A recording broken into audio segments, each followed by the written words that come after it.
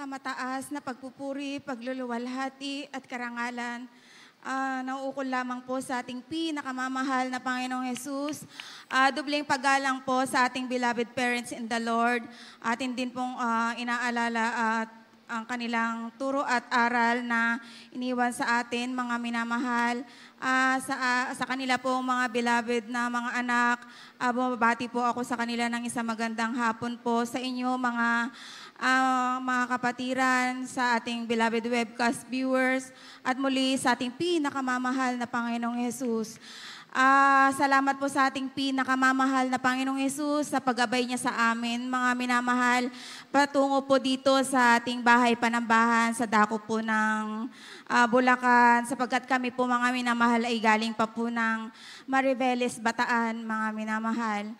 At nagpapasalamat din po ako sa ating pinakamamahal na Panginoong Hesus sa mga kabutihan niya sa aming buhay, sa kagalingan ng aming mga karamdaman na kanyang ipinagkaloob, mga minamahal, sapagkat andyan po na sa aking first baby, mga minamahal, hindi ko po alam na yun po pala ay hindi po siya nabuo, mga minamahal, sa kung saan po siya nararapat, mga minamahal. Sabi, nagbuntis po ako sa labas, yun po yung tinatawag nilang ectopic pregnancy, mga minamahal. Hanggang sa dumating po, mga minamahal, yung panahon na nag-bleed po ako, mga minamahal, sumakit po yung tiyan ko. At noong mga panahong yon, mga minamahal, wala po akong kasama sa aming bahay, kundi ang beloved husband ko lang, mga minamahal. Sa kanerbyusan niya, mga minamahal, dinala po niya ako sa hospital, mga minamahal. At doon nga po namin nalaman na critical po yung aking sitwasyon, mga minamahal. Sabi po ng doktor, kailangan dalhin po ako sa provincial hospital, kailangan pong operahin yon, mga minamahal, kailangan tanggalin.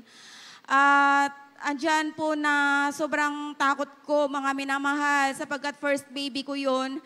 Pagka naoperahan ako, may posibilidad na mahirapan na po akong magbuntis ulit, mga minamahal.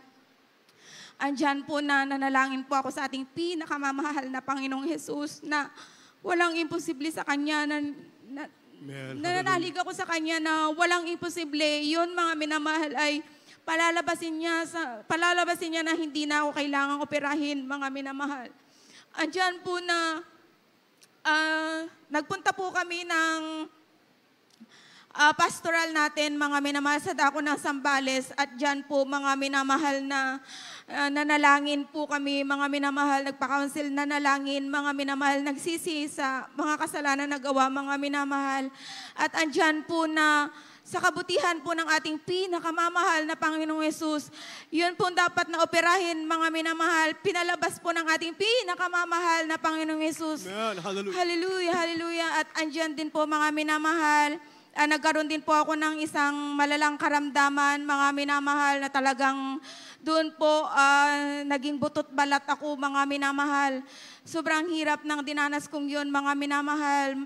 Tumigas po yung tiyan ko. Andyan po na sabi sa akin ng aking beloved parents nung ikinuwento po nila sa akin, mga minamahal, andyan po na nawalan daw po ako ng buhay pansamantala, sapagkat talagang yung dinanas ko sakit, talagang akala ko po talaga hindi ko nakakayanin. Salamat po sa ating pinakamamahal na Panginoong Hesus, dahil yung karamdaman na yun, mga minamahal, andyan po na pinagaling din po ng ating pinakamamahal na Panginoong Hesus. At nito lamang po, mga minamahal,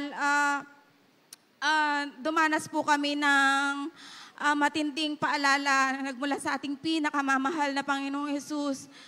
Sapagkat dati, mga minamahal, ako at ang aking beloved husband, talagang mainit po kami maglingkod sa ating pinakamamahal na Panginoong Hesus. Nakakadalo po kami, mga minamahal, 3 times a week. At talagang hindi po kami nagkulang sa ating pinakamamahal na Panginoong Hesus. Subalit dumating ang panahon, mga minamahal, ibinuhos niya sa amin yung pagpapala, mga minamahal. Andiyan na, hindi na namin maharap na dumalo, mga minamahal, dahil yung panahon namin, hindi na namin alam kung paano namin i-budget yung oras namin, mga minamahal, sa dami ng negosyo namin, mga minamahal. At talagang pati oras ng gawain, mga minamahal, talagang nakukuha na namin yun. Hanggang sa hindi namin namalayan, mga minamahal, unti-unti na pala kaming pinapaalalahanan ng ating pinakamamahal na Panginoong Hesus. Lahat po, mga minamahal, ng mga naipon namin, mga ari-arian namin, mga negosyo namin, mga minamahal.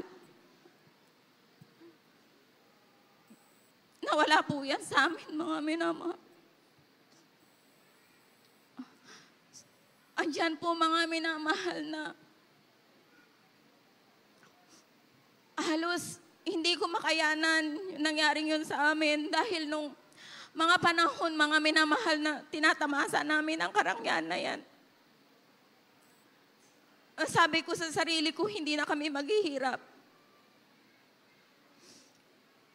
Pero ang mahal na Panginoon, napakabuti niya sa ating buhay, mga minamahal, dahil ang mga anak niya, ayaw niyang mawala sa kanya, mga minamahal. Andyan na yung paalalang yun, talagang halos hindi ko kayanin.